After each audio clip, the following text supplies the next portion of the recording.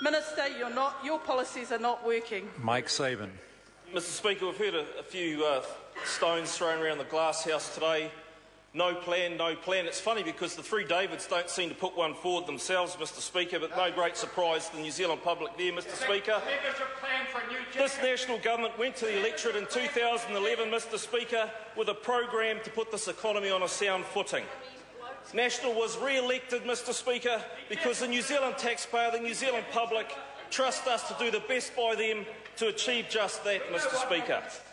This budget will reflect four of our key priorities, Mr Speaker: responsibly managing the government's finances, building a more productive and competitive economy, delivering better public services, and of course rebuilding and supporting our friends, family and community in Christchurch, Mr Speaker. But a key plank of this government's priorities has been welfare reform. Welfare reform because welfare in this country has become a welfare trap, and there has been a disgraceful program by the previous Labor government that has seen us in a position where some 350,000 people, Mr Speaker, are trapped in that predicament. So what does it mean, Mr Speaker? $7.6 billion a year, $22 million a day the New Zealand taxpayer has to find for those 351,000 people, 13% of the working population of New Zealand. And 220,000 children are living in homes that are benefit dependent. We can and must and will do better, Mr Speaker. Mr Speaker, I'm internalising a very complicated situation in my head, Mr Speaker.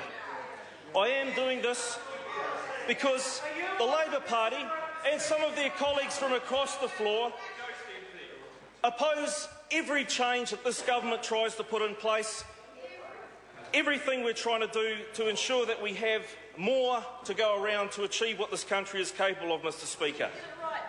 They say there are no jobs, and yet we've heard the Prime Minister tell us today that there's more people in employment now than ever before in the history of this country. The Labor Party will tell you, where are the jobs? And yet they'll oppose every effort, every single effort by this government to grow our economy and the platform from which jobs are created. Every single effort on this government, Mr Speaker, they will oppose. They oppose welfare reform, but they also oppose every effort from us, Mr Speaker, to curb spending so that we can support our most vulnerable to get back on their feet, Mr Speaker. This is the same Labor Party that squandered the good years. And let's just have a look at that in some detail. The sickness benefit under the Labor Party increased by 51%, Mr Speaker. The invalids benefit by some 47%. A huge migration from the unemployment benefit that they trumpet the figures of because so many were moving into sickness and invalids benefits. Mr Speaker, we also saw an 8.5% rise in the domestic purpose benefit. So I guess, Mr Speaker, if they're opposing welfare reform on that basis, then we're pretty much on the right track.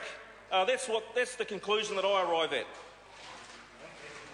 This government is committed to welfare reform, Mr Speaker, and that's what Kiwis want, that's what Kiwis expect, and that's what Kiwis need. This budget will see around $287.5 million over the next 4 years investing in improving our welfare system and supporting New Zealanders to get ahead, Mr Speaker. $80 million over 4 years into early childhood education. $55.1 million over 4 years towards 155 dedicated work and income staff to support job seekers. And very importantly, Mr Speaker, $148 million plus over 4 years to support the most vulnerable youth who are at this stage on a collision course with an adult benefit. So what will this all mean, Mr Speaker? This will mean that there will be more people in work and less people on welfare. This will mean that over the next 4 years you'll see $1 billion worth of savings to the New Zealand taxpayer, Mr Speaker.